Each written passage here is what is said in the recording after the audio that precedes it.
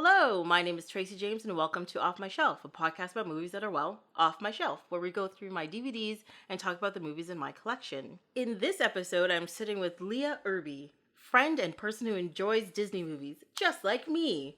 We are going to be talking about the classics, Aladdin and Alice in Wonderland. Welcome. Hi, Tracy. Thanks for coming and doing this with me. Oh, man, thank you for having me. I love cartoons. I love Disney movies. How could you not, especially with these two? I lucked out. I feel very privileged to have gotten the double Disney. Yeah, that's good. I think I've mentioned this before, though. Like Aladdin is pretty much my favorite Disney movie. I have loved it ever since it came out, and it's a real issue at times because of my pure joy of watching it. Right. I believe my notes aren't as long as they should be, simply because I just sat in awe and sang along with songs while they were on. That was pretty much it. Yeah. Like I know this movie, like when I put it on, it's the whole movie is like music, like it's in my bones. Mm-hmm. It's like, oh, this, now this, now Gilbert Gottfried smacks a flamingo in the nose. Right? Yes. This is the start of Aladdin's true downfall. Yes. And then, yeah. Although you are an 11 always gets me every single time. Oh man, I have so much to say about Aladdin. I have a surprising amount to say about Alice in Wonderland. Okay. What order do you want to go in? Well, since we do alphabetical order, we're going to start with Aladdin. Okay. And then go to Alice in Wonderland. Okay. All right. Well then, we should set some kind of timer to remind us to move to Alice in Wonderland. It's that many notes. Yes, she has very tiny writing in a notebook, and the pages are pretty much full. So yeah, we'll see how that goes. So here's the thing that makes me different from other people who have been on your podcast, and definitely from you, is that I have basically memento-style short-term memory. Okay. And zero long-term memory for things I have watched. Mm-hmm. So, and like names to faces, Yeah. no ability to map them. Okay. So I also feel really lucky that I got 2 animated movies, because I can kind of talk about the actors, but only because I wrote a bunch of names down. Yeah. So, well, that's the thing with animated movies too. Except for I guess like Robin Williams and Gilbert Gottfried and Aladdin, I don't know any of the names or any of the faces of the people who did the voices in either of these movies. right, because that wasn't a thing really until Aladdin. Like there had been some A-list celebrities who did cartoon voices, but generally, especially in the like Disney classic stable, they were not actively going out and looking for famous actors with marquee value. Oh, that's true. Yeah. It was purely sold on the story and that it was Disney, right? That was it. It's like, it's Snow White, Disney. Right. That's it. Exactly. And you just happen to be one of the people who were talking on it. Yeah. But they went out and got Robin Williams. So I had been doing a lot of reading. They went out and got Robin Williams by animating one of his existing stand-up routines. Yeah. And then, they started so well. They courted him. They animated a thing for him to bring him in. And then they messed up all of the terms of their agreement. Mm-hmm. And it just, you guys, he started off on such a... It's like a Tinder date shows up and he's, pretty good. And then you have another date with him. And then on the 3rd date, he sets your house on fire and insults your family. Yeah. No, come on, you guys, we were doing so well. Yeah, you were so good, and then you had to do the thing. Oh, why? Yeah. But I also heard that Robin Williams was still given a lot of freedom with his character, even though he did the movie, right? Because that whole part of the beginning in the bazaar when you meet the merchant was completely ad-libbed by him, and then they animated it based on what he did. Definitely. And I thought that was are you that must have been almost I don't even know made executives catatonic, because part of your movie doesn't exist while you're recording stuff, and then you have to go back and still storyline this whole piece while everything should be relatively in motion, right? Which I think to some extent is more normal when you're animating, right? When you've got they had actors who recorded their lines over a long period of time. Mm-hmm. Aladdin especially went back and forth in a short version of the development hell that was truly endured by Alice in Wonderland, which I will talk about in a minute. Yeah. But it's one thing if they haven't brought a part in to do their lines yet, but Robin Williams had not lines, he had guidelines. Yeah. Yeah, like it's like his guideline for that part was you're a merchant and you have to say hello and then start the movie. Go. What? You know? Your movie's in good hands. I guess. Right? Yes. That is very true. I mean, he did do a lot of ad-libbing throughout the movie, which apparently drove some of the animators completely crazy, and some of the directors. But, of course, all of it worked because what he did was perfect for the character and perfect for the movie. Like, just the feel and overall everything that is the genie. Yes. So this movie is really interesting to me because coming off of the back of The Little Mermaid and Beauty and the Beast, which I love dearly, but it's a melodrama. Like, yes, it's got funny bits, but takes itself but very Beauty and the serious. Beast, takes itself very seriously compared to a lot of the other animated films. Aladdin has slapstick crammed into all of the corners. Yes, that's true. Except for a couple of scenes near the end and A Whole New World, generally, there is almost always a tiny comic sidekick leaning in. But even during like A Whole New World, even though that's like a straightforward song, they do throw in some slapstick in there. That's true. Right?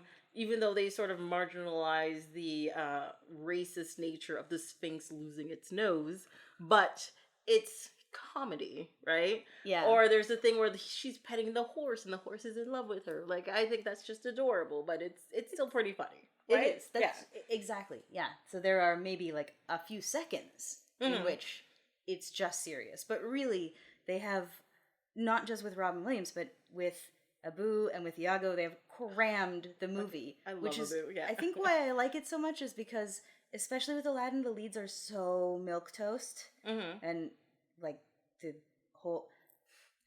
Let's put a pin in the racially problematic part of this movie and come back to it. Because, wow. They're super white. Yes, they are very white. Yeah. But they're so boring. I mean, I actually don't find them boring. I don't find the main characters boring in this movie. And I think that's one of the reasons why I enjoy it, because like with many Disney movies, many movies in general, many TV shows, it is always the secondary characters that make everything good. Definitely, right? Yeah. I mean, look at a show like Seinfeld, for example. Seinfeld is the worst character on the show. Yeah. It's all about George and Elaine and Kramer, you know? And they are the secondary characters. And it's this, to me, it's the same thing with even like The Little Mermaid, for example. She's boring. She stinks. Yeah, she stinks. She's a little girl who doesn't talk and just makes faces at people, and Flounder and Sebastian are the ones that go around and get all this stuff done, you know? Like, they are the ones that are interesting and entertaining. Even, what's the name of the prince's dog in that one? The fluffy thing that runs around? He is so entertaining to me. Even though he doesn't say words. He's so cute. But she herself, the movie's named after her, not so much. She is a vehicle through and around which comedy travels. Yes. Pretty much. Yeah. There are some parallels between Aladdin and Ariel at the opening of this movie. What do you mean? Okay. Class notwithstanding. Okay. We open on a teenager who desperately wants more. Yes. Right? He's very wide-eyed. Like, okay, we start with One Jump Ahead and One Step Ahead. Yes. Which is an amazing opening number. Yes. And it teaches you a lot about his relationship to the local brothel and also what law enforcement is like in Agrabah. But then we go immediately into his super... Like, he could go directly into Part of Your World from the end of that song. That's true, yeah. Right? They as go soon as that curtain opens and they show the castle... Yeah. Is it castle? Palace, I think is what's really correct. And it's just like, you know. Right, he turns into a wide-eyed Disney princess. Yes, he does. But the thing about it, I find, is that he is aware of his actual world, if you understand what I mean. Definitely. Right? Like, he knows, he's like, I am definitely at the bottom, and if I don't do things a certain way, I am clearly in danger for my life, you know? and things can go very wrong. Whereas I think like Ariel, for example, she's like, I'm a princess and I get to collect things and wee. Yeah. He's a little bit irreverent. Yeah. About, I mean, song notwithstanding, that brilliant piece of music and comedy notwithstanding. Yeah. He is a little bit irreverent. We obviously know nothing bad's going to happen to him. He seems to, you know what? He's a teenager. He's a teenager. He thinks he's invincible. Yeah, he's an invincible, wide-eyed teenager. Yeah. But he's still aware and pays attention to what's around him. Mm-hmm. And I think that's what I like about him. And despite the fact that the movie starts and he is in a bad situation, you know, being a street rat and everything, it's one of the few Disney movies where nobody is murdered at the beginning of the movie. Yeah, his parents are already dead. Yeah, they're already dead. But you don't have to, like, meet them and then watch him cry about it. That's true. Right? That's true. And I think, that. And I appreciate that, because there's so many movies where you're just like, do you have to rip my heart out first? We understand it's going to be an uplifting tale, but I don't need to be in the bowels of hell to be lifted up. I could just be on the ground and then we go a little bit higher. That would be nice. Yeah. We could start from dirt. Start from dirt. Yeah, you know. I mean, he's the diamond in the rough, so I guess that is dirt. The rough is dirt, right? Mostly sand, I feel. Mostly sand? Probably. Yes. Agrava seems like it would be just all sweat and sand. Yes. Like, there's sand always between your toes. Just always. Like, just no, but you step like, outside in the morning. Like, how did this happen? Geez, yeah. All the time. One thing I found really entertaining is because of the Gulf War, originally this was actually just supposed to be Baghdad, right? Yeah. And because of the start of the Gulf War, they're just like, that's going to be insensitive. And they came up with the term Agrabah. So I was like... Oh, that's what's going to be insensitive. Is putting it in a real city instead of addressing your content. Thanks, guys. That's really good work. I know. I always feel really bad that this is like... It's a pretty racially insensitive movie, but I still really like it. It's that... Although, watching it again yesterday, I think as a whole, society has backslid from where we were when Aladdin came out. In terms of trying to get this movie made today. Well, they are trying to do the live action one. They are doing live action and they have appropriately cast people, I think. That's true. The whole maybe I didn't put it well enough, but the whole like entertainment sphere has changed drastically as well. Yes, like it has fragmented, and in a world where Disney was putting out one movie every 2 years, it would be surprising to see that level of concentration right now where we are. Oh, that's true. It's a particularly fraught couple of weeks, months, years. We're all having a couple of bad years, right? So it was like, hey, we had gotten pretty far before things went once again off the rails. Yeah, like they were always kind of off the before things jumped the rails this particular time. Yes, you know, I will agree with you on that for sure. I took a little bit of umbrage when I read that they based Aladdin on Michael J. Fox and Tom Cruise. Yeah. And Jasmine is Jennifer Connelly. Oh, that explains a lot. Yeah. Yeah. But the funny thing is until I read that, I never picked up on that in any way. No. Now that you mention it, her weird stilted delivery does kind of mirror the weird stilted delivery at the end of Labyrinth. Which is not to diss the weird stilted delivery of Labyrinth, but it is a little bit weird and stilted because she was also a teenager, and it was also highly melodramatic. That is true. Now that I didn't even think of Labyrinth at the time now. I have other notes about Labyrinth. But like, you are telling me you couldn't dig up one sufficiently ethnic gentleman who had the looks to carry, like, to model a Disney character on? I dispute this very strongly. But no, it was the early 90s and black people and Middle Eastern people didn't exist yet. So, you know. Pretty much. Yeah. They replaced that one line in the opening, so it's... Oh, that's true. What was the forever. line? The chop off your hands one? Cut off your ear if they don't like your face. Yes. It's barbaric, but hey, it's home. Yeah. But they replaced the line with something about sand? Where it's flat and immense, and the heat is intense. They kept it's barbaric, but hey, it's home. Yeah, because Maybe the fundamental hasn't changed, but I guess we could live with that one though.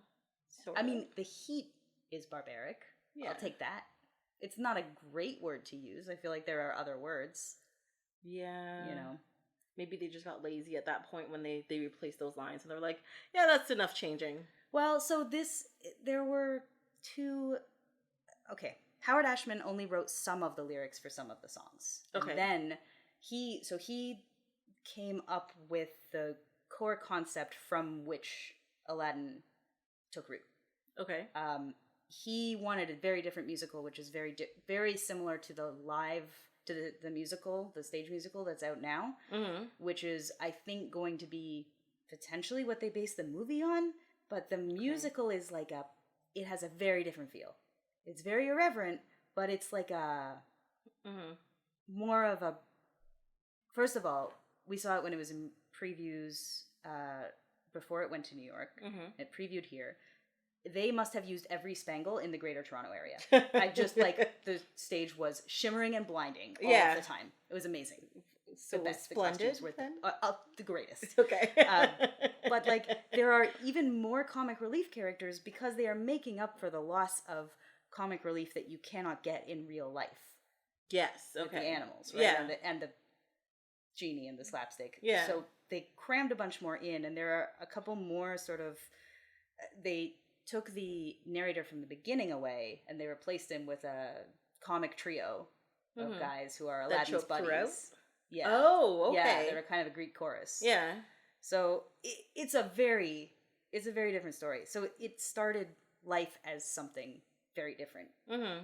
And Howard Ashman wrote with Alan Menken a couple of the songs that made it into the movie, but they eventually needed help finishing the music from other sources, which is not to impugn the rest of the music because it's all glorious and I love every single note.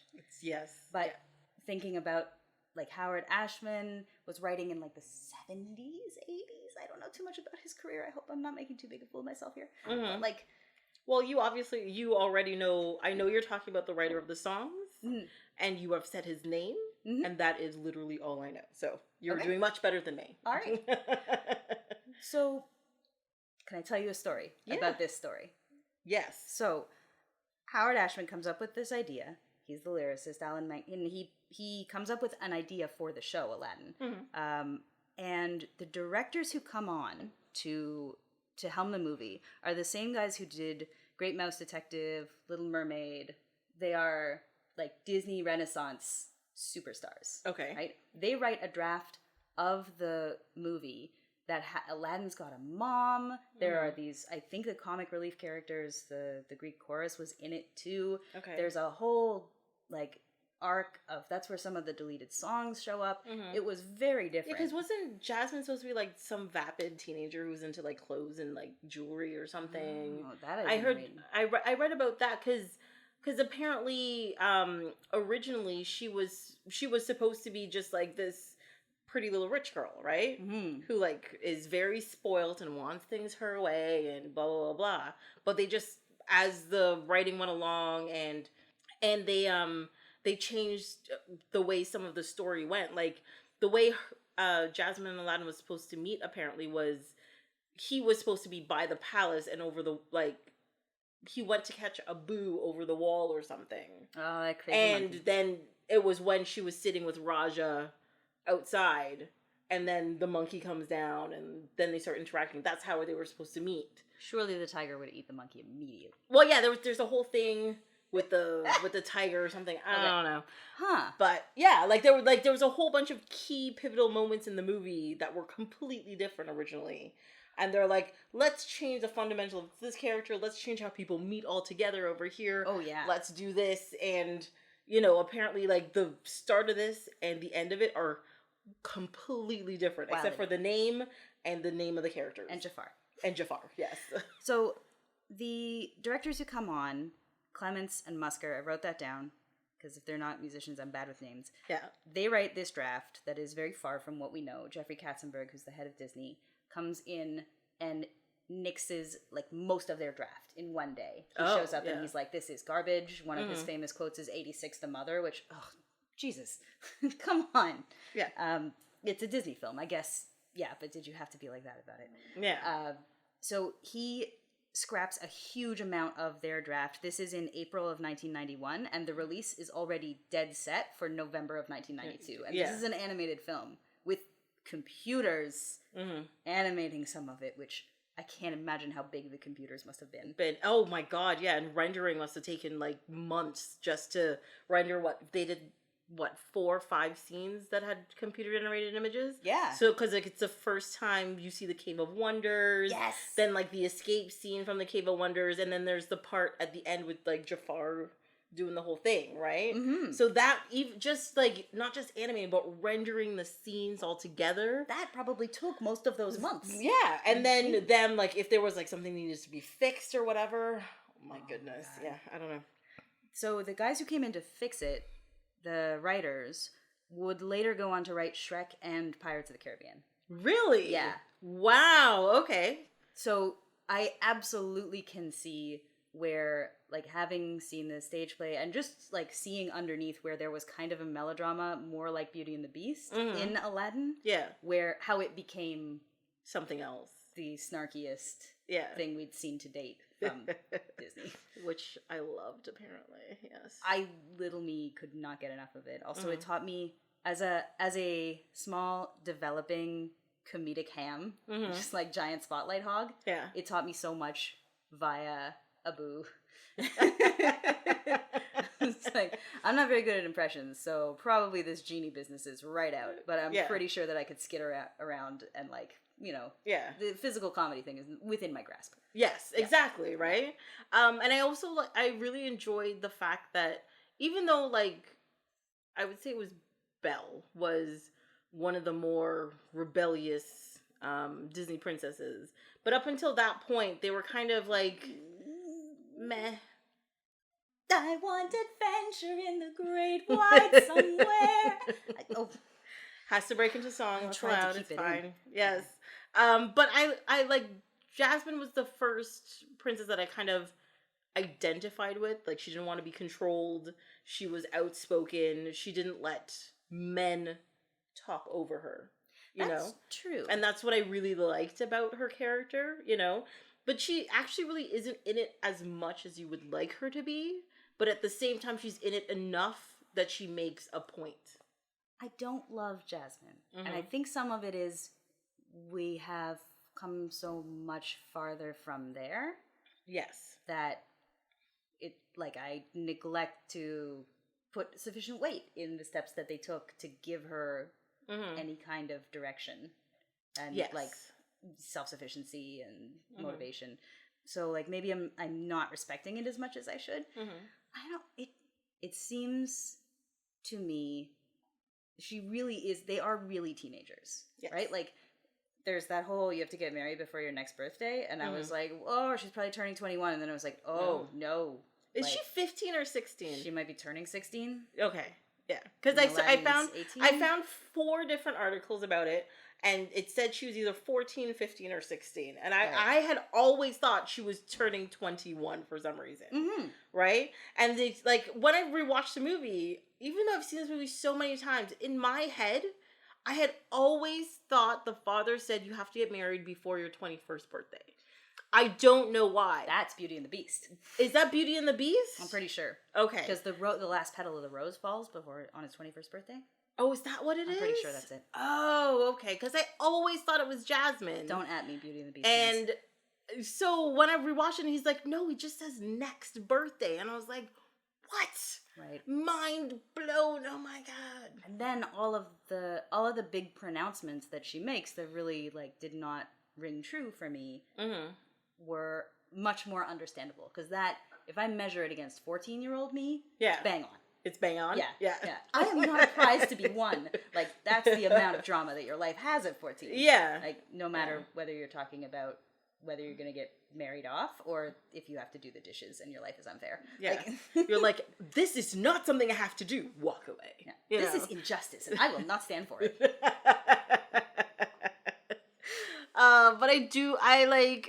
I must admit, like, I was thinking it was going to be maybe I've just watched this movie way too many times in my life, but I keep thinking that I'm going to rewatch one of these movies, and one day I'm going to be like, this movie is so out of date, it's offensive, it's completely racist. And yes, I'm watching it, I'm picking things out of it that maybe I'd never noticed before, but at the same time, I'm just like, no, it's like there are problems, but it was definitely decently written. Mm-hmm. That it's not at a point where you're just like, everything about this is racist. Like on the surface, at least, you know. When you look into it, then you're just like, oh yeah, you just ruined stuff. Yep. But on the surface, the thing that is presented and you sit and you watch it is not overly racist, and I appreciate that. So one thing that helps for me is that there is no culture clash except for the class differences. So it's not like the Arab world meets European white people, and that's where the culture clash comes in, and that's where we see like specific traits. So any one character in this movie exhibiting a certain trait is not necessarily bringing their whole race to the table the way that like a token character is going to be in a different Disney film. Yeah, so, exactly. That being said, it doesn't excuse it. Let's just say we've learned a lot since then. Yeah.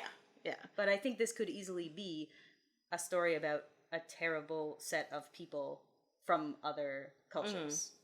Yeah, coming and somebody's trying to like take over Agrabah or something like that, and showing, you know, the barbaric nature of the people that are there, and they're going to save them with their guns and Christianity or something. And they didn't even try to, you know, that comparison. It's like, no, these are people that have their own, they're rich and they're poor and their own culture, and here it is sort of.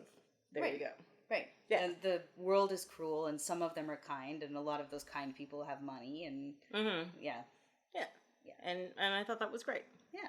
So one of the things that always confused me about this movie is, first of all, I think when I worked it out after watching a movie this time, this movie happens in 3 days.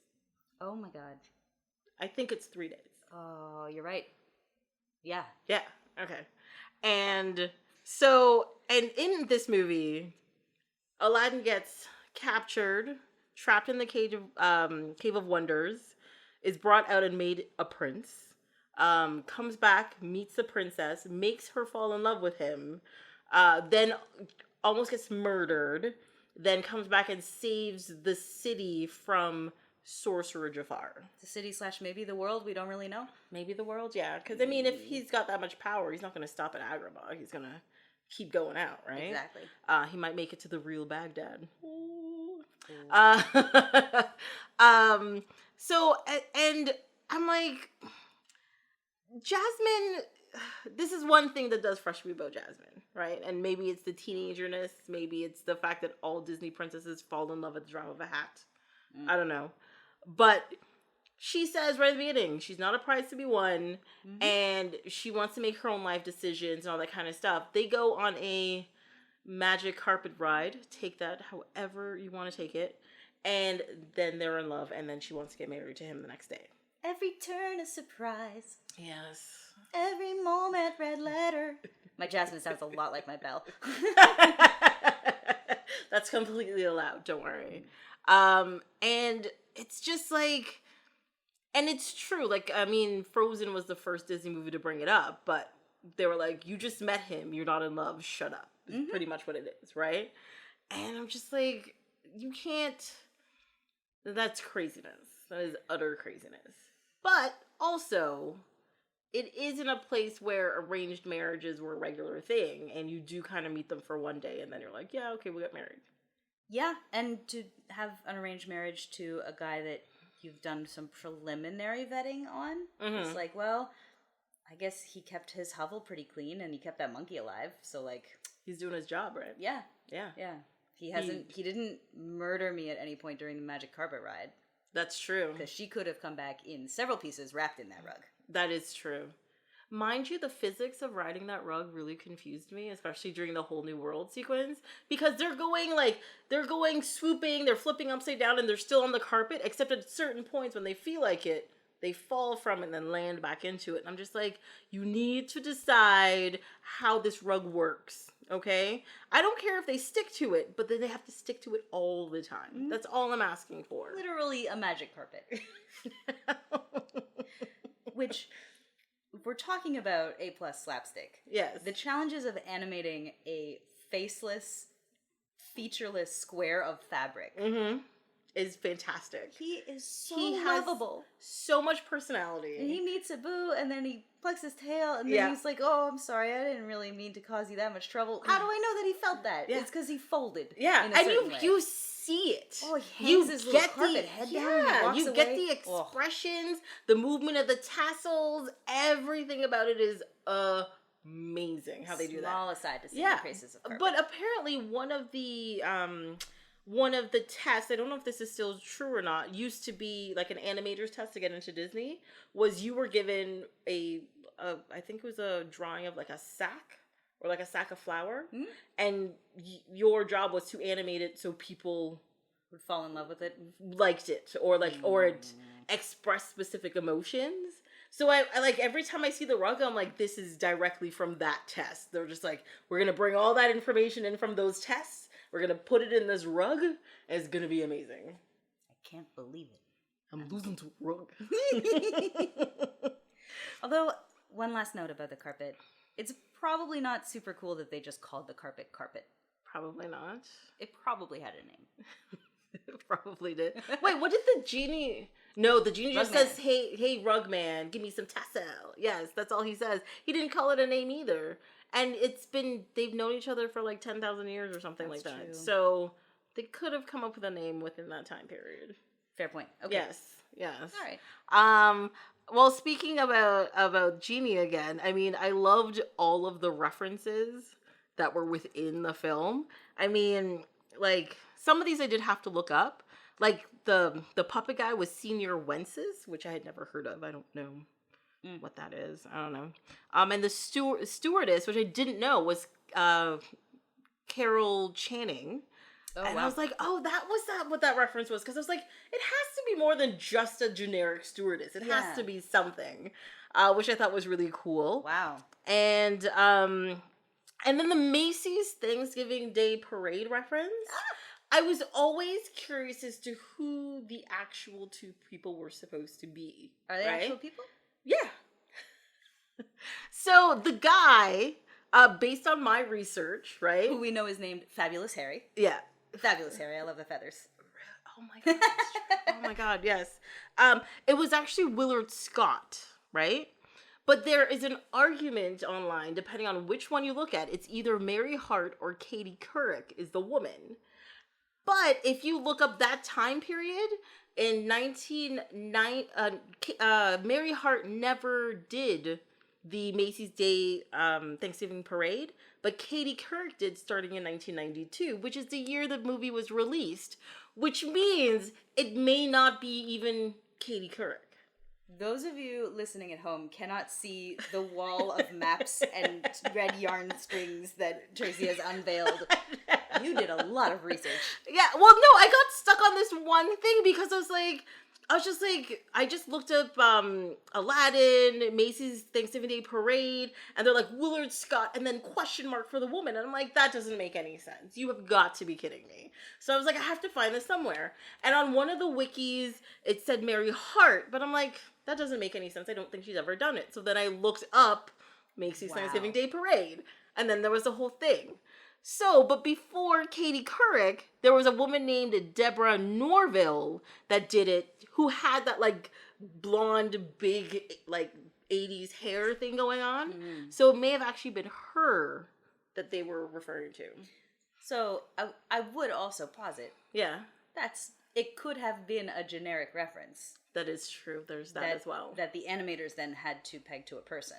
So that they were like, I don't know, what did this woman look like who did the Thanksgiving Day Parade 2 years ago? They're like, it's a blonde lady with big hair. All right, done. Yeah. And they just drew something, right? Yeah. But I I would much rather believe that there is this much thought that has gone into it. Yeah. I mean, me too. I mean, they went through all the, like, effort of getting, Arnold Schwarzenegger, Ed Sullivan, Groucho Marx, William F. Buckley, Robert De Niro, Arsenio Hall, Rodney Dangerfield, Jack Nicholson, which I thought was fantastic. And they had a bunch of other Disney references. So they had Pinocchio in there, Little Mermaid, Beauty and the Beast, Disney World itself, and Goofy. Yeah. Which I thought was great. They had some good stuff in it. Yes. Really great. Yeah. And the Hawaiian shirt that he wears at the end and the Goofy hat is a throwback to apparently Robin Williams recorded a Welcome to Disneyland I thought that was what is it, Good Morning Vietnam reference shirt. I thought that's what it was. You would think so, but apparently it was not. People on crazy Mickey Mouse sites all over the world want to tell me that Robin Williams did a secret Disneyland greetings tape that we've never seen where he wears that Hawaiian shirt. Now that I think about it, these are the same people that told me incorrectly that Abu and the Cave of Wonders were voiced by the same person, which is unverifiable. By which I mean I did not verify it before we went to recording. Okay. But I do not believe that's true. It's the kind of thing that you would expect from a voice actor. But I actually do remember that there was one guy in it who did 4 voices. That's pretty common, right? Yeah, and they were Abu and something else or whatever. I read that it was Abu and Raja, but Raja's got a different credit. There's somebody else who voiced Raja. Really? Which, while you look that up, I'm taking people behind the curtain here. Tracy's looking something up. I'm going to regale everybody with a story of Raja versus Raja. Because growing up, one day a cat adopted my family. And my little sister was like, I saw her first, I get to name her. Yeah. She was 10. I was like, I'm 14, my judgment is so much better than yours. Yeah. You pick 2 names and I'll pick the one I like the best. Yeah. It was Dusty or Raja. Mm-hmm. So we named her Raja because neither of us knew that Raja means king. Okay. So that's fine. I mean, she didn't care. Cat. Also, this cat was a holy menace. I love her to pieces. She is 20 years old. She is still kicking. Yeah. Yeah. She's mostly deaf. She's a little bit blind. She's very cranky. She doesn't like anybody but my stepmom and my dad. But we'll still she's still got a little bit of fight left in her. And this cat routinely we lived on the 2nd and 3rd floor of a house. And when we put the cat out, we'd throw her out the front door. Yeah. And then we would later see the cat peering at us from our 2nd floor deck. From the balcony. She would climb a tree across the driveway from the house and jump from the tree onto across an entire driveway. That's fantastic. Onto the 2nd floor balcony and then scratch at the glass, making unholy noises and demand to be let in. She'd be like, I'm here. Come on, guys. I did work to get up here. Yeah. She would also jump off the deck across the driveway onto the tree to get out. It was a wild, and she left a swath of destruction behind her that included untold numbers of chipmunks, several mice, squirrels. We had a cottage. There was a very disturbing incident with a bunny. She definitely fought several raccoons. I think she lost most of those fights. She was a scrapper. And this giant tiger is the cuddliest little kitten. Yeah. I just wanted to hug Raja every single time. And especially when Jafar turns into the kitten, I'm just like, I love you so much. I was trying to get my cats to pay more attention. I was like, look at this little tiny cuddly cute creature, and he was just like, none of this. So sorry. Giant grumpy cat. So just to let you know, I looked it up. Okay. And according to IMDb, those crazy people were correct. Wow. Yeah. Now, does this person also voice Raja? Yes. They said Abu, Cave of Wonders, and Raja. It's Frank Welker. So that's quite a range. Yeah, but that means that the crazy Disney people might be right about the Robin Williams Welcome to Disneyland video. I don't know. I have more research to do. It's totally possible. It's totally possible. Can't put it by them, but you never know. But I mean, Abu and Raja are really just kind of sounds, and Cave of Wonders is actual talking. So maybe that's why it seems so far-fetched. Yeah. But yeah, like it's not like I mean, Abu makes little tiny noises. And then he does. Abu. Yeah. It's a, you know. Yes. On the one end is like K-pop, and on the other end there is like death metal. That is true. Yeah. It still works. I just it like super it. works. It Yep. super works. All of his little chittering noises are just adorable. They're fantastic. Yeah. I love the beginning when they first meet Jasmine, and like Aladdin like takes the apple for him, and then takes a bite out of one and gives it to him, and he's just like, "What is it? Who do you think you are exactly?" Okay, I have a note about this. But Abu and Iago, small angry things are hilarious. They are. Oh my god! There's something about a small indignant creature that just it's comedy gold for me. It's just like great. the angrier the better. Well, because they're adorable and they're mad, and you're just like, oh, that's so cute. Now, as a short person who gets mad, let me tell you, it's not, I don't like being on the receiving end, but I will absolutely point and laugh at the cartoon characters. Yes. There's nothing wrong with that. So, I'm going to talk about something slightly more serious about Aladdin. Mm-hmm. I just want to say, despite the Sultan being a likable character, he is a horrible leader. Mm-hmm. He is inept father, and he is not a good, like, he just is completely oblivious to everything. And it is a wonder that Agrabah still exists in that world, of course, not in real life. It's not a real place, people. Just remember that. And that his daughter grew up to have some sort of sense in her. Yeah, I wonder where she gets her sense from. I mean, there is no clear indication when her mother died. No. So we don't know how much influence her mother would have had on her. We don't know how much influence Jafar might have had on her. That is true. Because she's got, like, she's motivated. She's got desires. She wants stuff. Yeah. She knows what she wants. But she also doesn't like Jafar. Well, you don't have to like somebody to learn from them. That is very true. Yeah. That is very true. So there's a throwaway joke that in the movie about, oh, I don't know where she gets it, says the Sultan. Her mother wasn't nearly so picky. Yes. I think he has a pretty good idea of how over his head he is. Or like, or maybe it's more along the lines of how out of his league his wife was. I think that's part of it. But I don't know. It gives me the impression that he is like, not only is he not going to be around forever, which he seems very old and she seems very young, but I don't want to speculate about the age of his wife because it's going to make me depressed. Yes. Which is not something that is surprising, but it's still sad. Yeah. Yes.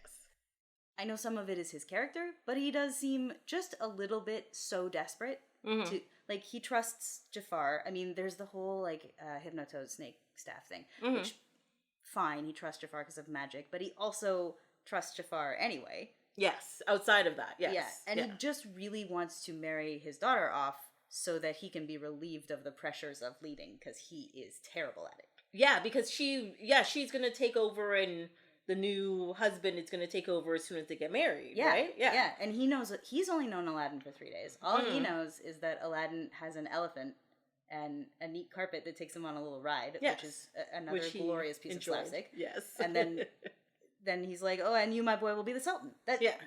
This boy seems fit. It seems fine. What is he, 18? It's fine. Yeah.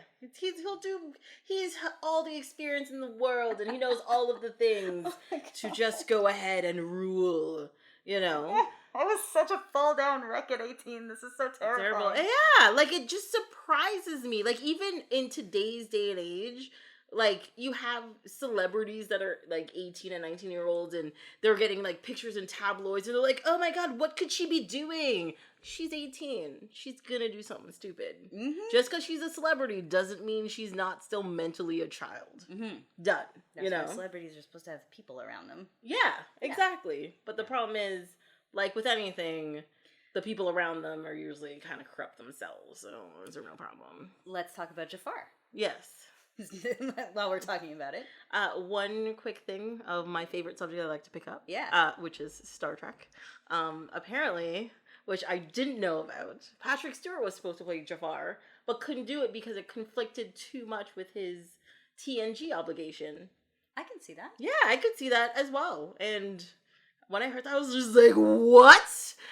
I'm okay with it, but at the same time, I wonder how different Jafar would have been if he had, like, that Britishiness, you know. Mm-hmm. Yes. Well, I also wonder, so Patrick Stewart plays an amazing villain in Green Room. Yes, he does. He was so good in that, yeah. But he told the story in an interview with the movie. He told the story about getting the script and being terrified by it, but then also it sounded like he prompted a lot of work to be done into the backstory of his character, so that it was more than just a sort of... Just like a mean old man. Yeah. Like, white supremacist number one, I guess. He's the leader.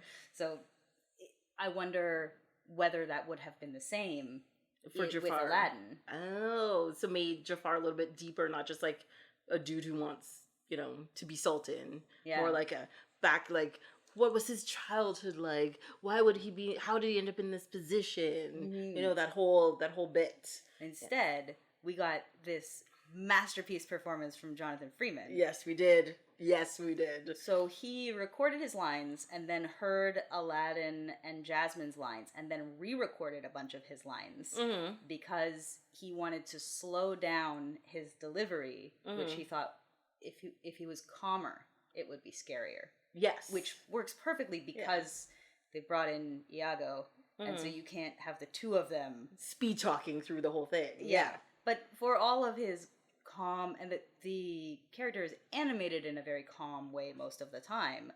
For all of the calm, measured delivery that's going on, it is a high camp, like, just masterpiece performance. Yeah. Like, it's that perfect line of ominous and threatening and completely ridiculous, right? Because if he went too much one way or the other, the character and the feel within the movie would have just been like either just so heavy, like, oh my god, why are you so creepy? Or just like, this is way too ridiculous. You know what I mean? He puts Jasmine in even less clothing than she starts in. Like, that's true. She does, yes. It's not a good scene. No, it's not. He's super murdery. Yeah. Yeah. Hello, pussycat. It gets me every time. Oh my god. And the way, like, and especially the way, like, they animate his face, like, he just overly enunciates the whole thing. Yeah. And then she kisses him, and everybody, including the audience, is just like, ew. Oh, it's so gross. Yeah, it's so awful. It's so awful. Yeah. But he's so compelling.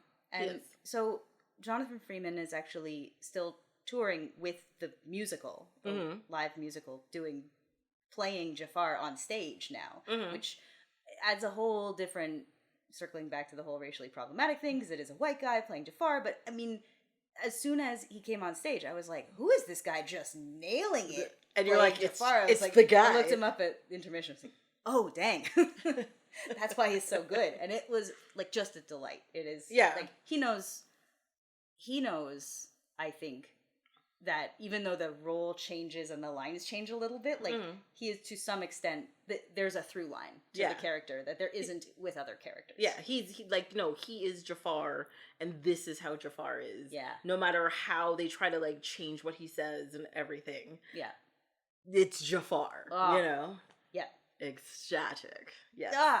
With all due respect, Your Highness, couldn't we just have waited for a real storm? Which I think this is like peak Gilbert Gottfried. Yes. Casting. Yes. Oh yeah. Two of them. He was just perfect. Are so off the wall. Yeah. Yeah. While still being super villainy. They're not nice, but they're so compelling. Yeah. You just want to, like, they're bad guys you actually want to hang out with. Yeah. You're just like, I want to see you do bad things. Right. Let's see what happens here. This is going to be great. Yeah. You're like, oh, you're going to murder somebody? Oh, this is going to be fun. Yeah. You know? Maybe he'll casually abuse his pet and it's going to be hilarious because of the feathers. Look at this.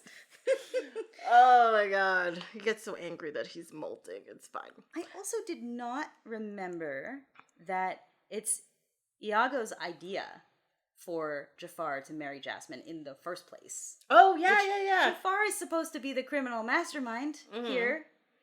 That is true. But he does like how his foul little mind works. Yes.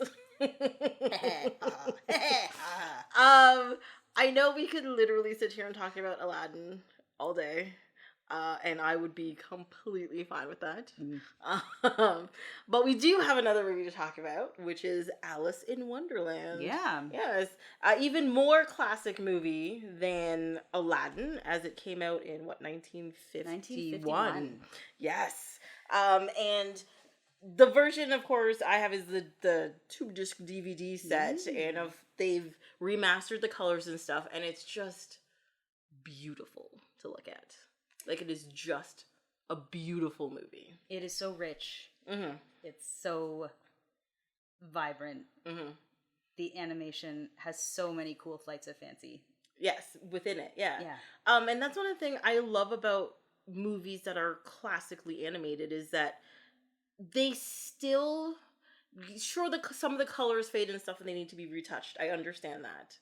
But, like, the actual movement of the characters and the way that they did the backgrounds and the feel of just everything in it is just so fantastic. And it doesn't age. It just looks timeless because of it. Mm-hmm. And it just stays, It has a real weight. It does. Yeah. It does. It's like she falls and she hits something. You feel it. Or like the part where she's falling down the hole and her skirt opens and like she kind of like pops up. Yeah.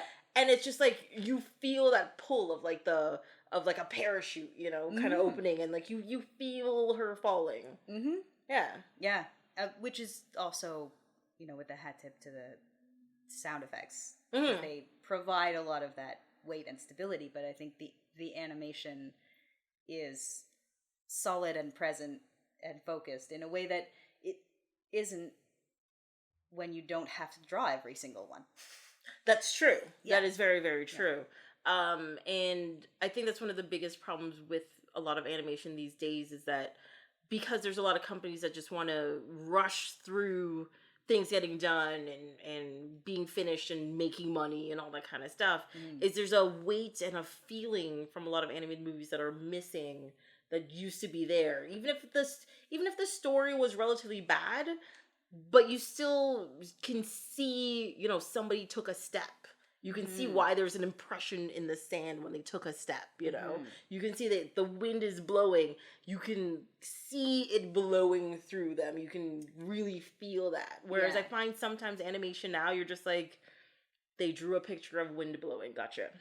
Yeah. And that's it. And it's often moving faster than the eye can really appreciate to show off what we can do now with animation, which is truly incredible, but also doesn't give you the same feeling of being dropped into a new place and looking around in a slow exploring way.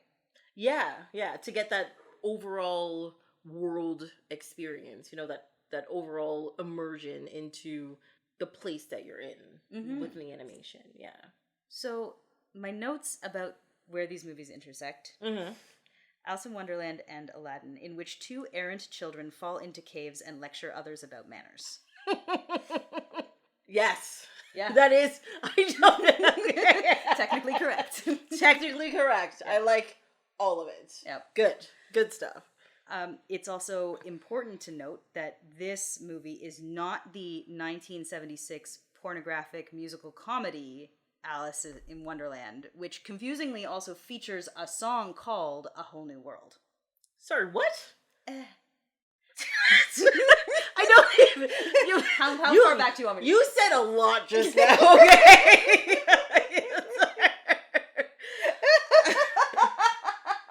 Okay, you're telling me there's a 1973 movie called Alice in Wonderland. 1976, yeah. That's pornographic. Yes. And was not sued to oblivion by Disney and destroyed. No, because Disney does not own all of the rights. Maybe that's how it goes, because there are 1 million interpretations of Alice in Wonderland. That is true. There are very many of them, yes. Like, it might be Alice's Adventures in Wonderland. Okay. Right? Or some iteration of that. Yeah. Because Disney... But isn't also Alice in Wonderland in, like, what is it called when your copyright expires? Open Public domain. in public domain I think so. at this point, right? Right? I would think It's so. the two of us making stuff up. Yeah. Yes. Yeah, totally. Yeah. And that's how come there can be like Once Upon a Time in Wonderland, and This is Wonderland, and it's in Once Upon a Time, and it's all of the like up for grabs Stuff. fairy tales. Yeah. Yeah. I think At that's this also point. one of the reasons why so many companies and people and stuff like to use stuff like this for just to make shows out of, or like inspirations for things, because they're like, well, we don't have to pay copyrights, we don't have to search for anybody writing anything down, we can just, it's just there, we can just do some stuff with it. Done. Yeah. Also, there are only so many good stories. You know, It's true. If you are a writer who is kind of good, you can probably go a long way by piggybacking. Not probably, definitely. You can go a long way by piggybacking on something that is already good. That's true, but I think the basic concept of stories, there are only so many stories to tell. Yes, I agree with you. But like with anything, especially in English, because it's a very wordy language, you can make those stories occur in any way that you want to. And there's definitely a good way and a bad way to do it. I'm not going to pretend I know it when I see it, so I'm not going to pretend to tell you how to do it. That's a good point. Yes. It's interpretation of a standard does not necessarily produce good writing, but it produces more familiar writing. It's a shortcut. Yes, it's a shortcut. Yeah. Exactly. Because, I mean, at this point in time, we've seen lots of stories like Alice in Wonderland where, I mean, the movie ends with her being, it was all a dream. The most horrible trope in TV and movies these days when you're backed into a corner, which drives me nuts. But at the same time, that has been done so many times now. But there are definitely good ways it's been done, and there are definitely bad ways it's been done. Yes. This story struck me differently than on previous watches of this movie. This is an unusual story for, especially in the Disney classics family. So this is a story in which a kid wanders off alone and gets lost, fine, has no guiding teacher, has no friends, debatably learns a lesson.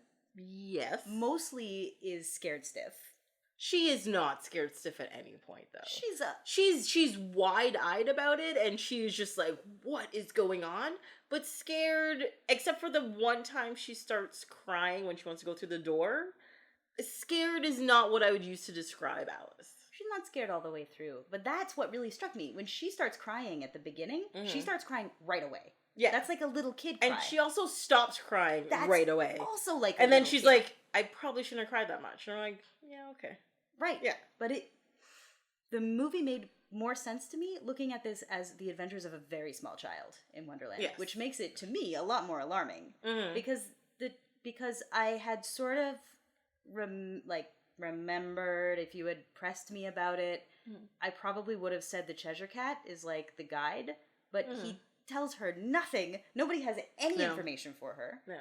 And there's the scene as well with the caterpillar where he's asking her questions she can't answer, and then he gets mad at weird, unpredictable times. Yeah, and because he yells she won't tell him who she is or whatever. And she's like, well, I don't know who I am. Today I've been all of these things. I guess I'm whoever I am now. You know, it's pretty much what she says. And he's like, yeah, but who are you? And like he gets angry at her and pretty much shoos her away. Right. And he gets like right in her face. Yeah, he does. But that is also a lot like being a very small child where a grown-up can potentially get mad and you don't know why. Yes. And you're just like, which of the 6 things that I did in the last 5 minutes caused you to yell in this manner? Yeah, yeah. Well, and the thing is, rewatching this as well, is I remember really enjoying this as a younger individual. I shouldn't say child. I didn't see this until I was probably in my teens, tell you the truth. Wow. And then I really liked it at the time, right? But watching it now, I've spent too much time thinking about movies, talking about movies, reading books. I've had a lot of stories in my life. Let's just put it that way. Just stories in my life in general, no matter which way you want to take it.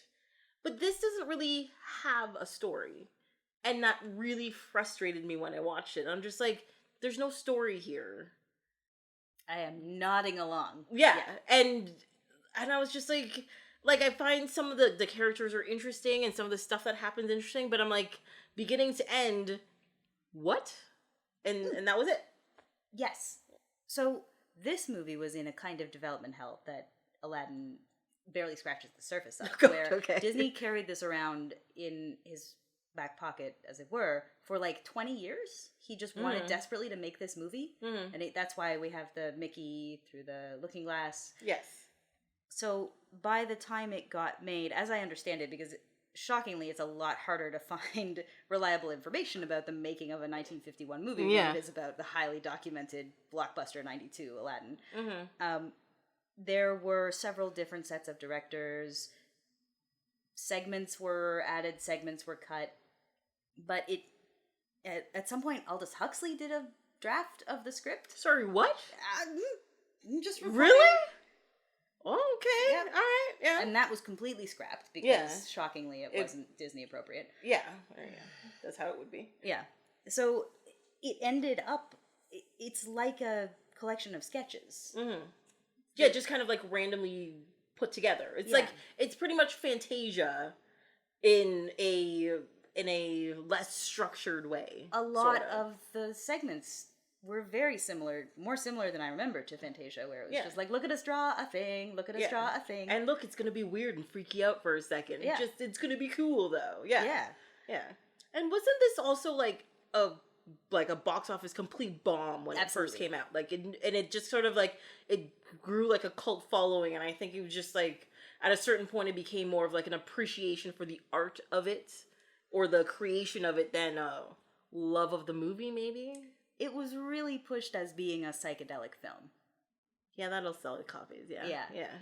Like, even Disney pushed it as being a psychedelic film. But Fantasia was pushed as a psychedelic film at one point as well, afterwards, and it really is, Yeah. What is it, the Mountain King one with, like, the devil and whatever? Freaks me out every time. Not, love it! Not a great match for actual psychedelics, I guess. Yeah. I am guessing. I watched a friend on shrooms watch Fantasia. That's the real entertainment. No, it freaked me out watching them be on shrooms. No. Like, they were not having any, they were just like, no, this is not a thing that's happening. They freaked out. Hippo is way too big to be wearing that tiny tutu.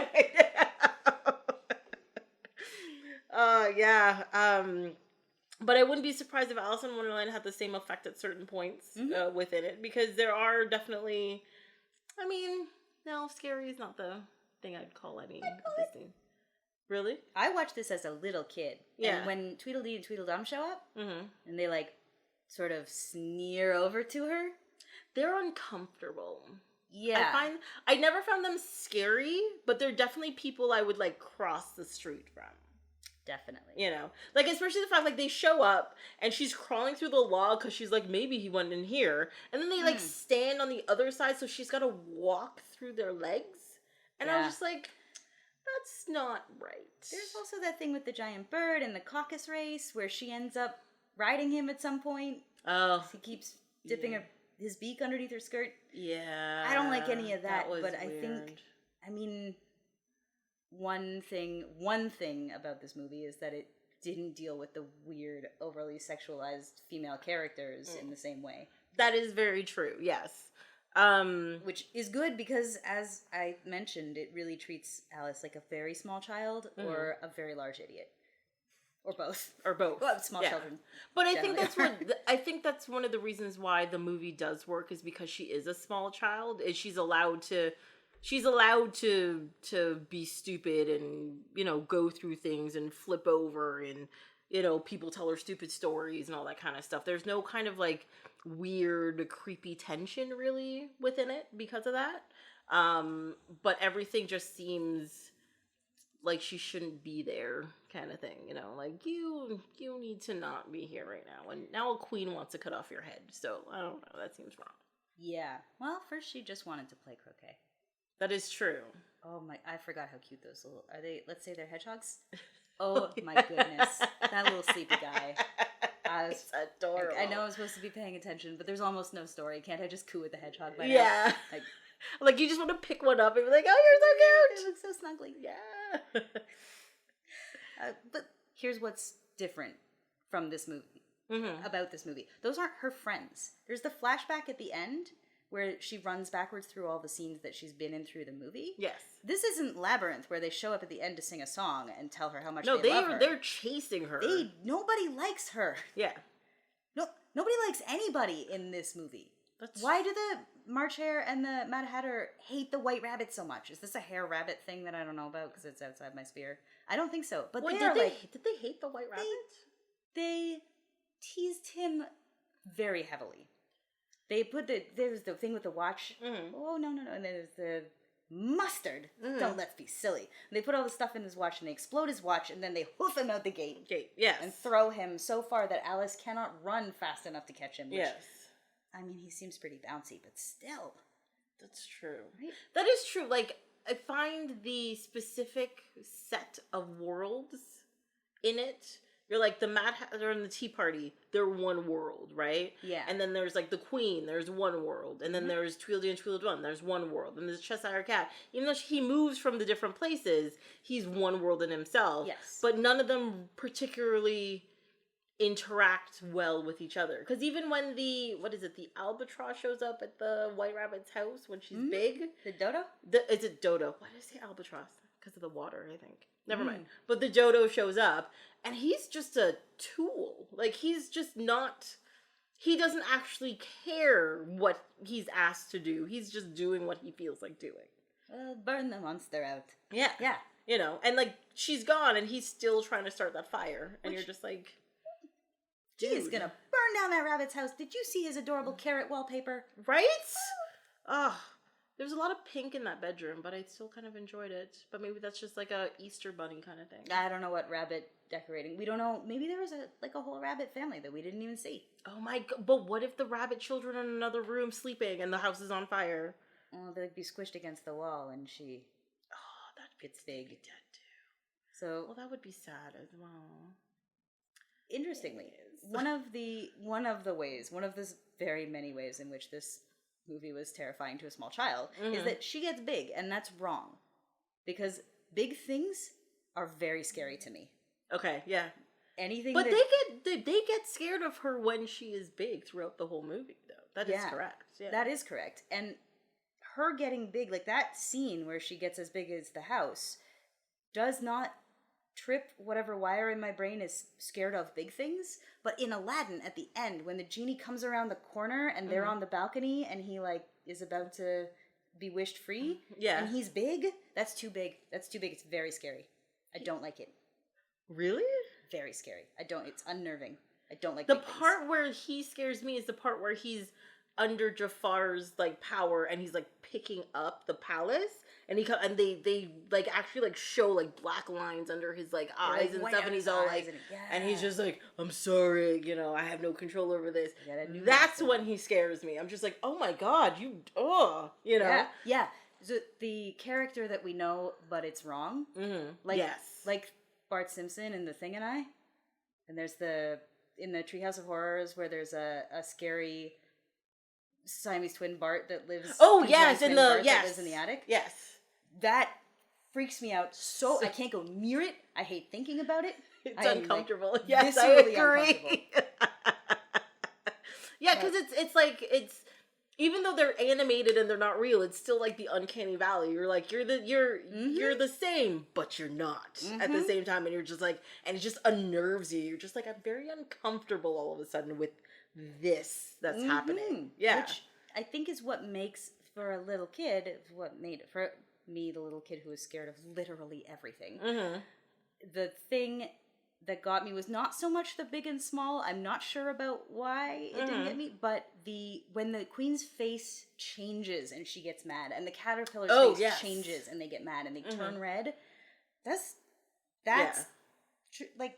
it's triggering, right? It is triggering. Yeah. She is all alone in a place with no rules. with no map, and she just wants to get home. And But there's no, like, the magic was inside you all along or anything, or the real journey was the Mad Hatter you met along the way. Like, But wasn't part of it the fact that that world was the world that she described at the beginning? That's the world that she wanted. In a world of her own. And, yeah, it's a world of her own. And the whole point is that maybe sometimes what you want isn't actually what you want, kind of thing. Because, you know, people complain about rules and people complain about, like, the status quo. But, you know, when those rules are gone and that status quo is gone, there's an anarchy that most people cannot handle. Right? They will just get frustrated and they will just get annoyed and they will just be like, what is happening? Why aren't you doing things that you're supposed to be doing? It's because you don't have to anymore, you know? And a lot of people will clearly just be like, no, I'm good. I'm just going to do whatever I want. And for a lot of people, that's just not a thing that works for them. Yeah, this is, I mean, she gets kind of a taste of her own medicine, right? Where she is the dreamer and she doesn't want to live in a world with so many rules, which, can I take a brief detour to say, what do you mean, how can anyone pay attention to a book with no pictures in it? Excuse you, your tutor is reading you that book while you play with your adorable kitten. Yes. I don't know how hard your life is. I love Dinah, yes. But she gets a taste of her own medicine a little bit, but she doesn't come back showing us that she really learned anything, right? She just leaves for tea. Yeah. Like, she's like, I woke up, I'm gonna go have some tea now. Done. No, and that's what happens. That is what happens within it. I find it frustrating. I do. Like I said, there is no actual story in this. And because there's no story and there's no moral, there's no point. Right. And so when it finishes, you're just like, oh, it's done. And what did I just do with the last hour and a half? You just kind of saw some pretty pictures. And they're beautiful pictures, but still. Well, and at the moment where she is learning as much as she's gonna learn, she's saying, you know, I give myself some very good advice, but I very seldom follow it. That explains the trouble that I'm always in. The advice that she gives herself is a lot like, again, a little kid. Like when a little kid is trying to teach a grown-up the rules of their tea party. Yes. Yes. Yeah. She's kind of parroting advice that she kind of knows about. Yeah. She does not give herself very good advice because she's a small child and a large idiot. Yeah. One thing I was interested, because it's her world, it's in her mind and everything. And hopefully she wasn't given psychotropics or anything to end up there. Fingers crossed. I don't know. But usually when people have dreams and stuff, there is some direct relation or some thing in their real life that is bastardized into this dream world, right? And one thing I have to admit is that I don't know what this girl has experienced in her life, but there is some stuff she needs to talk about with a therapist. I agree. And wow. Yeah. Okay. Like I get, like, you're a little girl, you have tea parties, fine, you know. You have a cat who's a little mischievous but adorable, the Cheshire cat, fine, you know. There's all the flowers, they would sit and talk to me for hours. Yeah, and so they have the part where they sing with the flowers. The flowers are jerks. Wow, that is a moment of pure body horror when they're like, look at these stems, and then it's like, where are the petals? And I was like, you know. And then you're a weed, you know? Oh, God. What? That is bullying right there. It's bullying, but it's also ripe for, like, are they going to try to pluck her petals or something? Yeah. And then they're going to rip her head off? What's happening? Oh, my God. But then there's the whole thing where, where Tweedledee and Tweedledum, for example, first of all, who are the people in her life that remind her of Tweedledee and Tweedledum? Does she have siblings? Is it, like, people that she's met? Like, what? And then also the story, the full story that they tell her about the oysters, the carpenter and the walrus, which is a creepy story in the first place. Like, I think maybe it's because they make the oysters small children that get eaten. Makes it creepier than anything else. Maybe if it wasn't visualized, they probably wouldn't think it was that creepy. But, like, that story is creepy. Okay? It's uncomfortable, you know? But what is causing her brain to be like, this is the stuff I'm gonna bring up right now? Yeah. Okay. Yeah. That's a really good question. Yeah. Yeah. She tells herself that story. Yeah, which... Right? Yeah. Yeah. I mean, because even, like, the caterpillar, she likes being in nature and flowers and stuff. Like, all those nature things, I get. Tea parties, I get. Playing cards, I get. Because, I mean, the story takes place in the 1800s or something, right? Yeah. Playing cards is a thing that they did. So cards are part of her life. Fine. But then there's certain little aspects of it that I'm just like, who's trying to murder you every day? Why do you think your head wants to get chopped off? You know? Who's telling you these creepy stories and stuff? Like, what is happening? So the movie is full of characters who are, like, telling jokes or embodying jokes that there's no way that the kids watching it could understand. True. Right? There's the first thing that Dodo says is, ahoy, another nautical expressions. And it's like a throwaway. Yeah. And probably the kids watching Alice in Wonderland are not, like, at this point, kids watching Alice in Wonderland are very little. There's no way they're going to get that. They don't, like, the caucus race thing evaded me until well into my college years. Like, yes. Yeah. So, where, like, are these, same as the advice that she gives herself, is she, like, regurgitating just enough of what she has gleaned from other stories to sort of tell herself whimsical tales that are built on, like, half-remembered things? But my thing is, too, from, like, in 1951, like, early on, all film, whether animated or not, wasn't specifically made for demographic. That's a good point. Right?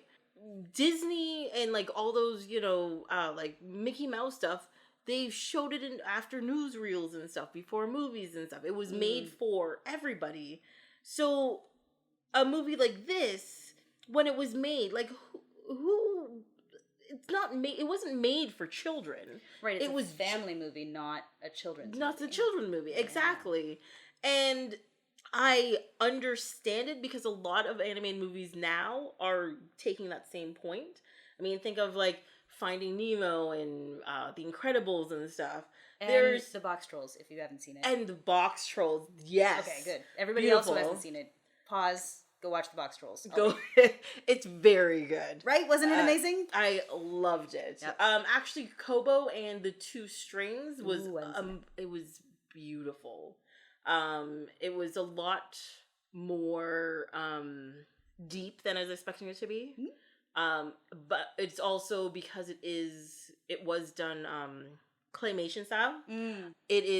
The animation is completely arresting. Like, you just look at, because there's a lot of paper in it on, like, the wind and all that kind of stuff. Oh, wow. And how they make it look so fluid and fantastic blows my mind.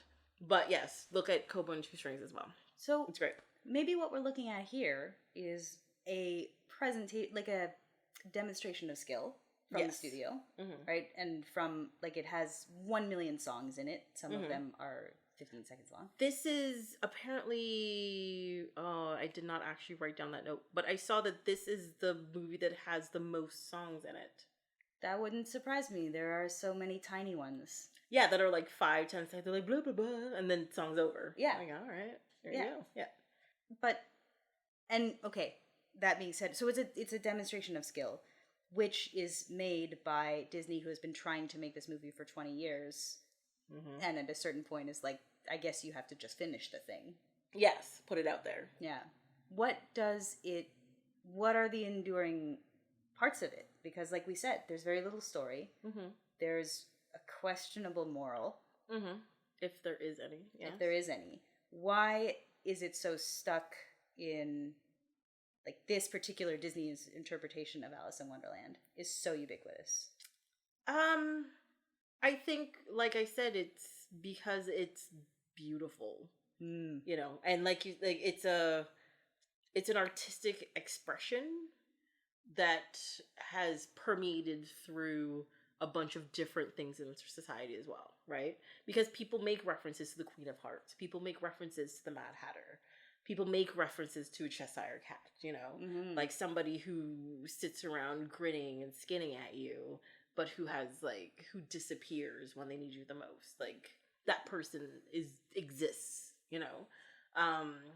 But I think people enjoy this because there's something innocent and still whimsical about this particular version. Like, a lot of later versions, because even the ones they did with, like, Johnny Depp a couple years ago. More so than the 1976 pornographic musical comedy. Exactly. Definitely not that one. But, like, the Tim Burton ones, for example, like, I love Tim Burton and everything, but, like, those versions were so much darker and so much less fun. You know, like, I didn't enjoy watching those movies. There were interesting things in it, but there's nothing fun about them. I did not watch them. That's fine. I have not seen them. That is literally fine. Like, most of what I can remember is his white mascara and Helena Bonham Carter's very disturbing eyebrows. But it wasn't the fact that they largened her whole head on her whole body. Yeah, that was all creepy. It's I watched that. When I watched the movie, I was just like, what is everybody doing? Like, I don't understand it. Does it have a story? They actually went with, it was, the first one was called Alice in Wonderland, but really it was the Jabberwocky story is what they did in it. Oh, wow. Yeah. And, which I found really weird, because you get parts of this, but then they have the whole Jabberwocky storyline. And you're like, what? I'm just confused. And then the second one, I actually didn't even look at Through the Looking Glass one. I didn't even watch that second one. So I don't know what's in that one. Never mind. But the girl who plays Alice, she's an incredible actress, but she is very much into more of the, like, I'm a disturbed teenager actress, or I'm a disturbed young woman actress, not like I'm a youth who's, you know, has wonder and interest in things, and everything's a flight of fancy. She's not that person. So it's just kind of like, every time she did something, I'm like, you're going to cut your wrist at some point, right? Okay. What? No? Okay. We're laughing? Okay. This is weird. People really like to add edge to this story. Yes. There was a horror video game, 15 years ago, that art-wise, beautiful. Really nice. I don't want to see Alice butcher people with a knife, though, so I'm good. I'll give it a miss. Yeah. I'm fine with that. I'll also give a miss all the dorm room posters. Ooh, we're all mad here. You know what? Yeah. Put that away.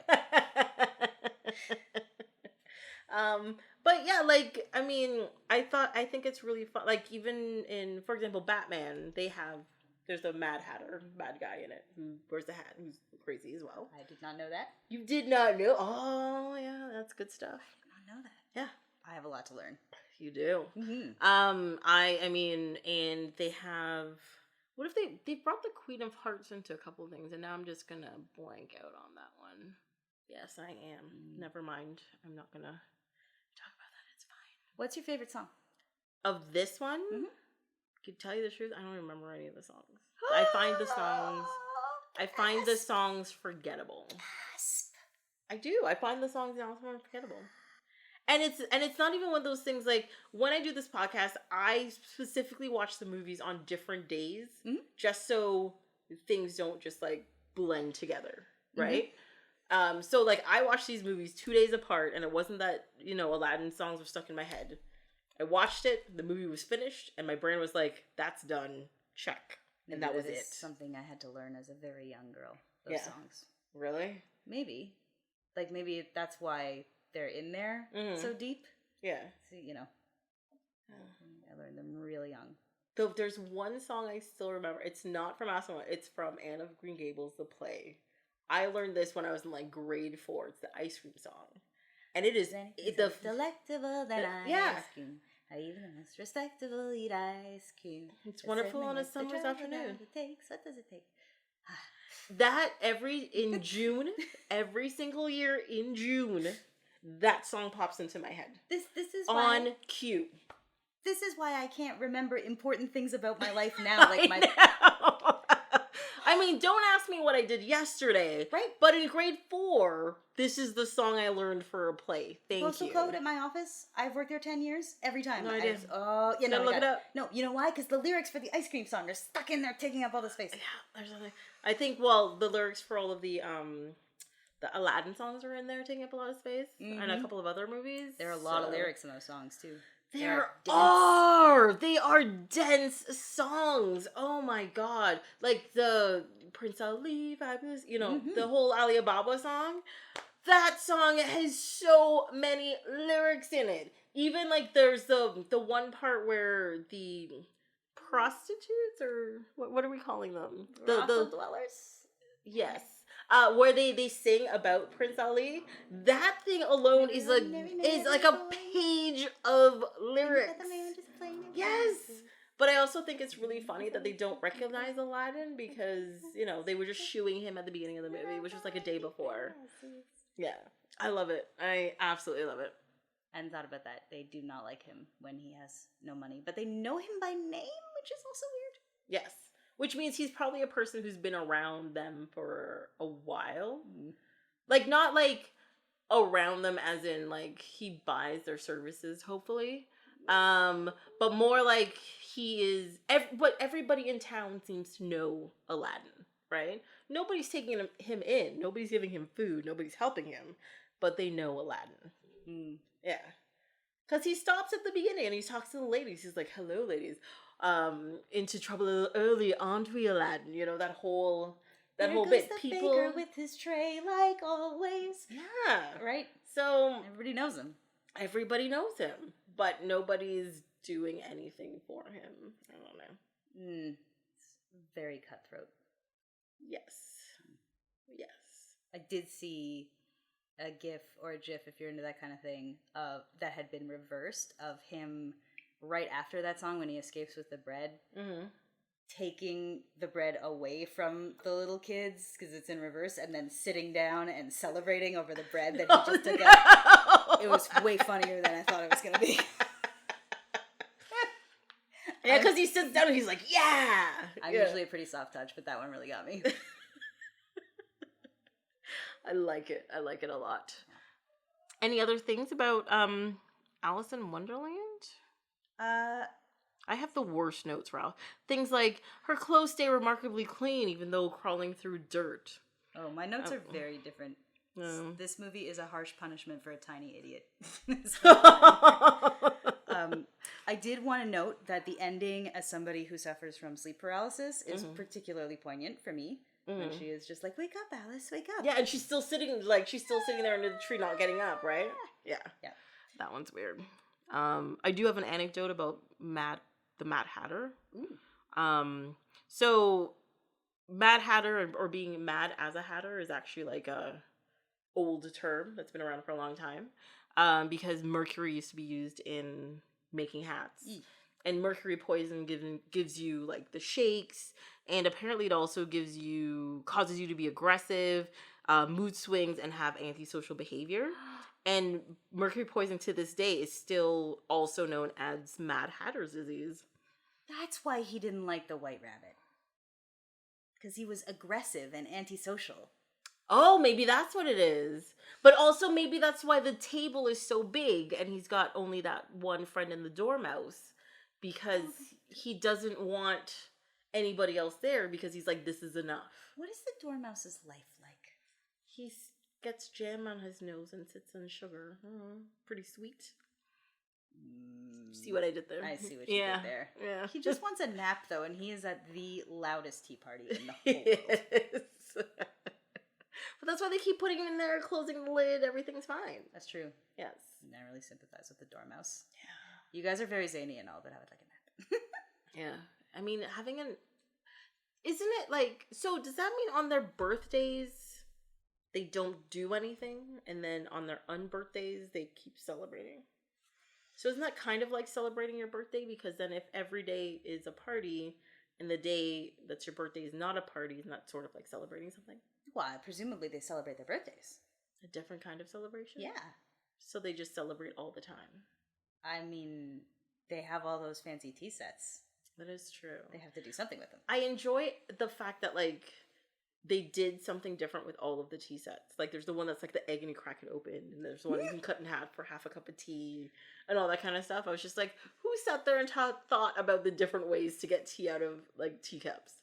Yeah, I really enjoyed that. It's got the three. There's the one with the three different spouts. Yes. And it also, again, when you're a little kid and you're confronted with some kind of new eating ritual for the first time, and you're just like, what is this bizarre contraption, and how do I get the good stuff out of it? Yes. Excuse me, big person. Like, I want the thing. I want the thing. This now. It? Do I? Yeah. Yeah. Yeah. And I'm worried about their diet, though. What, you don't like tea and biscuits and sugar? I mean, probably the mercury poisoning is the more pressing issue. Yes. As well as the fact that they have no days off. But, sure. But the Mad Hatter doesn't, in this story at least, as far as I can tell, the Mad Hatter doesn't actually make hats. So maybe he's mad as just being generally crazy and he's a guy in a hat. If they're all mad there, is he not just the Hatter? Oh, that's true. It's all about norms of society. Dorm posters are looking a lot more deep. Seriously? No, not really. I'm just telling you right now, this mind, blown. just Oh, letting you know. Yep. Just letting you know. Yep. Really good. Yeah. As I said, my notes are weak, and those are all of my notes for Alice in Wonderland. Do you have anything else? I was once a small supporting voice in The Care Bears Adventure in Wonderland, which is a 1987 movie which involves both the Care Bears and Wonderland. I don't know anything about it except that my mom wrote the catchiest song as the theme song. You can look it up, and it's called Rise and Shine. Uh-huh. And they got Natalie Cole to sing it, which was very cool. Okay. My mom wrote it, my dad arranged it. Okay. I don't remember anything about this movie. You would think as a kid being in a cartoon, as a small child, being in a cartoon with the Care Bears in it would be amazing. Right? Yeah. I don't remember a single thing except for this. Mom writes the catchiest earworms. It's so frustrating. I was like, I wonder if I remember anything else about this movie. Now might be the time to remember it, brain. My brain's like, a bear's gotta do what a bear's gotta do. No, brain, I need you to... Oh. Other things. Come on. Other things, brain. Work. It might have had the plot in there, but it has been hoofed out to keep space for that song. Well, yeah. That's the important stuff. Apparently. Duh. Yeah. Well, I Googled it, and I'm going to be listening to that after. I'll tell you that. It's a thing that's going to happen. You'll be able to hear me. I'm the person who's not Natalie Cole. Okay. I'm the one who's 5. That's the thing with like all those animated shows that I watched as a kid. There is so much information from those programs that are in my brain that I have no idea what to do with except kill a Jeopardy for. But it just what? But the funny thing is when I still rewatch the shows, I realize I've also forgotten a lot of it, which just lets you know how much of that stuff I just absorbed as a child. Yeah. I have this weird, as we discussed, Memento style. Like, I watch a movie, most of the time it's gone. I've got to watch it, like, several dozen times. So it really lodges in there. Yeah. Or, early on, when my brain was all tiny and plastic, I watched Alice in Wonderland a bunch of times, and now all that stuff is just stuck. It's in there. It's in there. Yeah. See, my thing is with a lot of movies, if I've only watched it once, I will remember this, like, the plot and, like, the overall story. Do not ask me the name of the characters. Unless they're, like, huge stars, don't ask me the name of the actors. Don't ask me the name of the director. 98% of the time, I won't know the name of the director. There's no point. Don't ask me any details about the movie except for what the plot is. Right? I'm still impressed. I'm lucky if I get, did I watch this movie? Is the poster familiar? No, not really. No, yeah. We watched it yesterday. Like, uh-oh. You're like, you trust me. You looked at this. But you know what's fun is that every time I watch something, it's an exciting new adventure. Well, see, that's good. See, I'm at the point where I'm just like, I've watched all of these things way too many times, and then I'm like, I realized I've started watching movies that I've watched too often and just looking in not even paying attention to the movie, just looking at stuff in the background. See what kind of weird things I've missed in the background. And it's surprising what goes on back there sometimes. I have movies that I am like that about, like Beetlejuice. Oh, yes. Yeah. Mm-hmm. That'd be a good one. I'm like that with, like, Fifth Element and, like, Star Wars, Indiana Jones I do that with, which I think is pretty hilarious. At least those are big movies where a lot is happening. Yes, yeah. But there are also movies I've watched a ridiculous number of times that I really should just, like, watch something else. Well, at a certain point, it's just comfort noise. The same way that Aladdin is... I had to really pay a lot of attention to engage with it as a story and not just as a familiar series of noises and flashing colors. Yeah, well, because that's what I do. Like, especially if I'm, like, in a really crappy mood or whatever, I put on animated movies. That's what I do. And 90% of the time, it's Aladdin and the SpongeBob SquarePants movie. Those are my two that get me in a mood. Like, a good mood. I sing along, and it makes me laugh. I don't even have to watch it. I can, like, clean my place and just, you know, go with it. And you're just having fun, you know? And those are the movies I put on. And it's true. It's like I sat down to watch it and I was just like, and I like got into my phone for a second and I'm just going along, still laughing with it. And I'm just like, no, you're supposed to be actually paying attention this time. Sit and watch it. Sit and watch it. Yep. Yeah. Whereas House of Wonderland, like, I actually was like, oh wow, I forgot a lot of the stuff in this. This is interesting. Well, it had no story for you to remember. If that's the thing that gets you. Yeah. Alice in Wonderland is not... I remember the songs, so... I can tell you what happened by thinking about the songs. Yes. I did like despite the fact that after they sang the really nice song, they became very mean. I did like the flowers and like the bread and butterflies and the rocking horsefly and I liked those. I thought that was really cute. I like them too. They have very old school voices, especially the little, I think they're the pansies. Yes. Yeah. We don't want weeds in our garden. Yeah. It's a very specific kind of old school voice. Although but also very cruel at the same time. Well, yes, when they're saying that kind of stuff. But at the beginning, and there's the one tiny, maybe it's a violet. I think she's pretty. Oh, it's a rose. Quiet bud. Yes. Quiet bud. Yeah. Oh. They're it's just very... I find the voices, particularly in the flowers, very pleasing. Yeah. They were like, they're soothing kind of in a way, you know? Like listening to like the Andrews sisters or something. Yeah. Yes. Well, I think that's about it. Yeah. Thank you. I've learned a lot about how somebody else relates to these weird movies. But I am very glad to know I was not the only person alone in her living room singing her little heart out. Oh, definitely not. Do not worry about it. Because this face just turned into the Cheshire Cat smile, and I just sing along to Aladdin. Like, it's absolutely ridiculous. Well, I guess we have to get you back at some point in time when I'm doing some more animated movies. Yeah, which please. Hopefully, it's a little while away. I think the next animated, well, I have Batman, but I don't think you're doing Batman. I have Cinderella down there. You know, I don't know a ton about Cinderella. Really? Yeah. Oh, okay. I might know more than I think I do. But I think I might have been more of a Sleeping Beauty girl. Oh, yes. That would have been a good one. Beautiful, crazy mod art design. Yeah, but it's also kind of weird where this guy's like traipsing through the woods and he's like, "Hey, look, there's a body. Let's make out with it." I mean, that part is really not. It's exceptionally super not cool. But have you ever seen what is it? Is it Snow White or Sleeping Beauty? Yeah, it's Snow White, A Tale of Terror. Snow White. Yes. A Tale of... Oh my god. No, I have not. And it's Sigourney Weaver plays the Wicked Queen in it. Whoa. And the dwarves aren't really dwarves, they're just miners or whatever. And Snow White, A Tale of Terror, 1997. Well, thank you for leaving me. You're welcome. And no, like it's just like a darker version of Snow White. It's not really like proper horror or anything. It's super dark campy. To start with, but yeah, I love a good. But I do recommend watching that one. Like, I mean, I haven't seen it in a very long time, so maybe it has aged horribly. Who knows? But I still remember watching that the first time, and I'm just like, this is amazing. And I'm not a horror movie person, so even I was just like shocked at how much I enjoyed it. And I'm 300% a horror movie person. So yes, I will be very happy to get my grubby little paws on it. I recommend.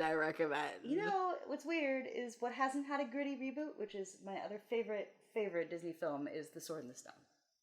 That is surprising now that I think about it. It's going to be a lot of animal wrangling. That's true. Oh my god. There's that duel at the end. Yeah. They turn into a dragon. That's one I haven't watched very much, though, so I mean, I know about it, but I think I've probably seen that movie maybe twice, and not within the last 20 years. I really gravitated towards it. There are a lot of animals, and it's high in slapstick. The slapstick to movie quotient, very, very high. So I'm gonna make myself sound incredibly old saying this, but I remember listening to that while I was in elementary school, because they had it on like record. A record. And you listen to it or whatever. Yeah. Yeah, I remember doing that, and it was that one, and of course, Peter and the Wolf were like the two best ones. And so I remember just sitting there listening to it, but I never really watched the movie. So I don't know. Maybe I need to go back and find a copy of it and have a good watch. Highly recommended. Mm-hmm. Feel free to call on me for any and all Disney-related inquiries. Okay. Done and done. Nice. All good. Let me go look up this Tale of Terror business. Yes, you should. Definitely. And then she had to make 7 beds. Ooh. Well, I guess that's it for this episode of Off My Shelf. Thank you so much for being here. Thanks for having me. You can follow along on Instagram and Twitter at ohmyshelf, or you can send an email to ohmyshelf@gmail.com. Next time, we'll be talking about the movies Alien Apocalypse and Alien vs. Predator. Hope you'll be here to listen.